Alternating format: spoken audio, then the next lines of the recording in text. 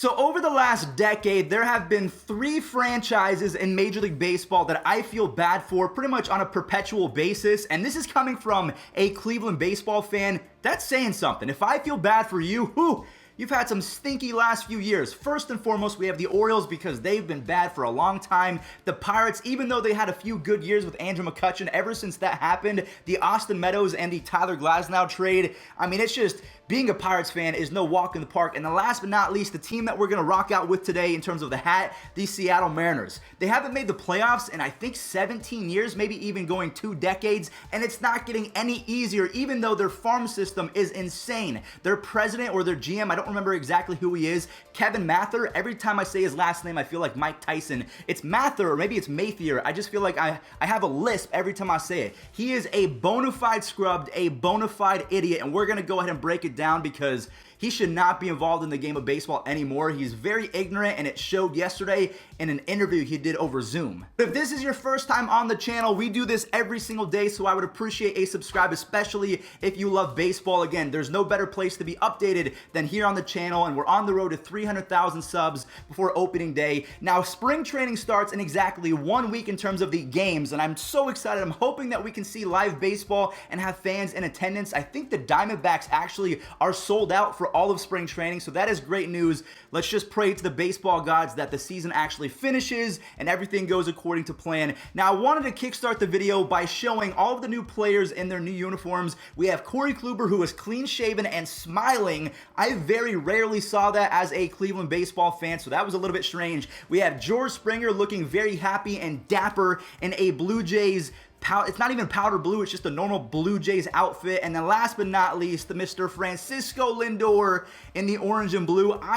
He looks fantastic. To me, he was born to be a New York Met. He is probably going to sign a fat extension. I don't know how much it's going to be, but it's going to be anywhere from $280 million to $320. He's going to get the bag. But can you stop tagging me in Instagram posts and Twitter posts? I get it. Lindor is not on the Indians anymore. Stop rubbing it in, you jerks. So that's all I'm going to ask. But now that I said that out loud, I'm probably going to get spammed even more. Moving on, before we talk about the Mariners' idiot president, we're going to talk about how Mike Trout said he had a bad year in 2020 when he had 17 home runs and an almost 1,000 OPS. Yeah, the guy is absolutely washed, but his main goal in 2020 was to improve his defense, but his defense was awful last year. In just under 60 games, he had a -9 DRS, and he was in the bottom 40% in outs above average. That really just means how good are you at your position. So he is in the bottom 40% of all outfielders. Now, one crazy thing to me is that Mike Trout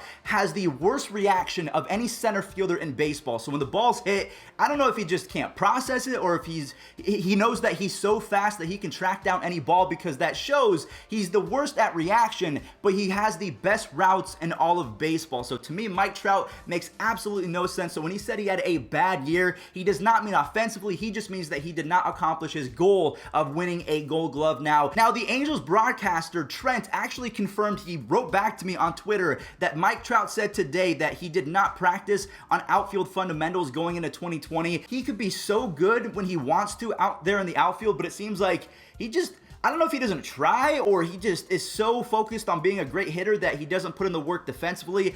I don't know what it is, because 1 year he can be an absolute wizard in the outfield, and then for the next 2 or 3 years, he's not good. He doesn't make sense to me defensively. They should probably move him to left field and put Joe Adell in center field, but I don't know. Angels fans might get mad at me for even suggesting that. All right, so let's go ahead and break down the situation in Seattle, because Kevin Mather, this guy managed to piss off not only the fan base of Seattle, but every single player in his organization, because he pretty much said that he might not sign Kyle Seager. Why would you not do that? And if you're not going to do that, why would you say that out loud? He has been a leader in that clubhouse for 10 years. He is a net positive for the Mariners. So to say that out loud, stupid. And then also, a clip came out that he purposely manipulates service time to screw over young prospects in free agency. Because there was no chance you were going to see these young players at T-Mobile Park.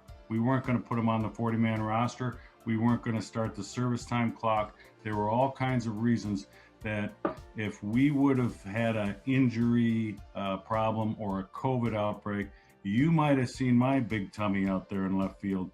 You would not have seen our young players, our prospects, playing at T-Mobile Park.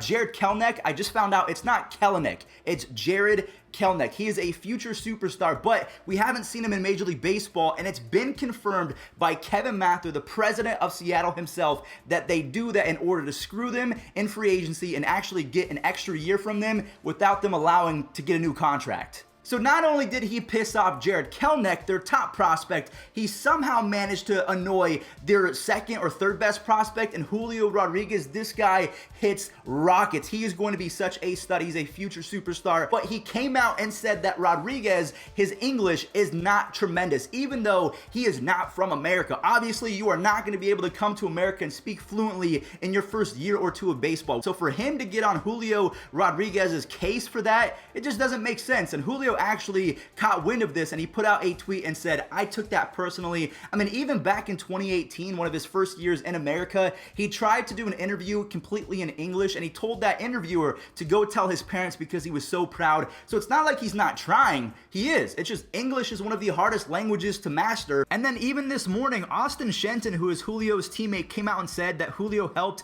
his mother pass her Spanish assignment while she was going through chemotherapy. And then Julio said, your mom is my mom, bro. I'm just happy to help everyone. That seems like pretty good English to me. But he was not done just yet in regards to the language barrier, because he decided to get on former fan favorite pitcher Asashi Iwakuma and said that he is so tired of paying a translator. We quite frankly want him as our Asian scout interpreter.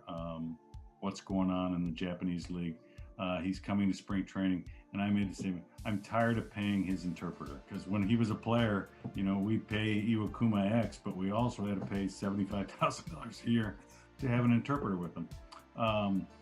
His English suddenly got better. I don't understand this. If Iwakuma needs a little bit of help in terms of interpreting what he's trying to say, because that's what Ichiro did for the longest time. Ichiro has pretty good English. It has been an honor to play baseball with and against some of the greatest competitors I have ever known. Despite the language and culture gap, I enjoy being around them because I feel their passion for the game I love is genuine. So the fact that Kevin Mather doesn't want to pay his interpreter $75,000, what's $75,000 to a billionaire? I'm not trying to count another person's pocket, but this just seems incredibly low and incredibly ignorant. You just can't say that. Now, Luis Severino, the pitcher for the Yankees, to me, he summed up this situation perfectly because he spoke in English. He's not from America, so obviously he's had to learn over time. He was asked the question about Kevin Mather, pretty much disparaging his own players for not being completely fluent and bilingual just yet. So Luis, take it away. It's not easy coming to a new country, you know, and just like even for you guys, right? If you go to the R, you're not gonna speak Spanish right away. That's tough, you know. That's tough. You have to come here and learn like English to pick up food and stuff like that. It'll be great if somebody does this, but it's not easy to do it. So that situation is done. I want you all to let me know in the comment section down below, what do you make of this guy pretty much calling out his players? I don't understand this. Now, if they were, 50, 60 years old and they had been in America for 40 years, maybe you might have a point. But even then, I mean, come on. What do we...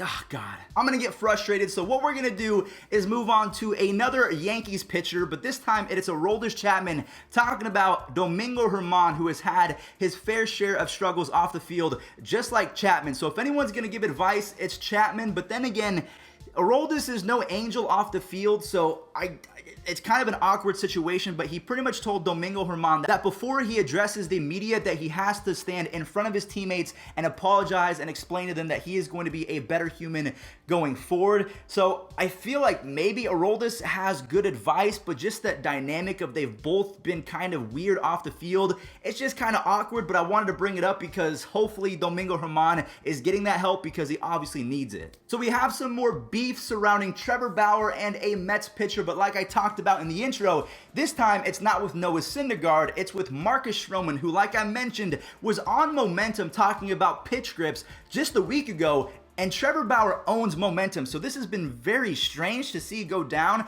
especially considering I thought Stroman and Bauer were buddies, but that's not the point of today's topic. I just want to know, what do you all make of this situation? I know a lot of you don't have Twitter, so maybe you were not aware of this, but Bauer pretty much called out Marcus Stroman for sneak dissing and said, hey, if you want to settle this, we're homies, we can do this. sometimes the best thing to do is to not press send. And to me, the best route usually in regards to a situation like this is to go into the DMs and take it offline. To me, it is not a good idea to say whatever you are feeling, press send, and then everyone in the world can see it. It just doesn't come across as professional, and I would tell him that to his face. So let me know in the comment section down below, what do you make of the Bauer versus Syndergaard debate? What do you make of the Bauer versus Stroman sneak dissing and not actually saying anything to Bauer, but more or less just responding to a bunch of random users and liking their tweets about Bauer? So yeah, very strange. Please log off Twitter for 48 hours, everyone involved, and let's reset, because everyone needs to be better, okay? Education is important. Let's focus on that. I don't know if you guys saw it, but the Fernando Tatis contract came out and it was broken down. And as you can see, he is going to get paid a ton in the final 4 or 5 years of that contract, $36 million, which actually lines up with the final years of Manny Machado. So Machado, he's going to get offloaded at the same time that Tatis's contract is going to get bumped up significantly. So this leaves so much room for the window of the Padres to be expanded, considering they are not giving him a ton of money until 2024, 2025. I mean, the Padres all around deserve a round of applause. They are locking up a superstar. So if you're trying to tell me that he's overpaid, take a look at this contract, because he's not getting the fat stacks until later on when he's quote unquote earned it. So stop complaining. The final two things I want to talk about in today's MLB recap actually has nothing to do with Major League Baseball. We have some college clips. Baseball, live baseball is being played. We have Caleb Pendleton hitting 2 grand slams in the same inning in his first 2 ever collegiate at-bats. So 2 grand slams in 1 inning is crazy enough. I know that Fernando Tatis Jr.'s dad did it in 1 inning in the pros, but I don't really see it ever happen aside from that. This guy did it in his first 2 ever college at-bats, and then Landon Sims, his strikeout, makes me want to follow him into the mist of Avalon. This guy is a gamer. I can't wait to see what he does in the pros. So remember those names: Caleb Pendleton, Landon Sims. Thank you all so much for watching. I really do appreciate it. Stay safe out there, and I'll catch you all tomorrow. Peace out.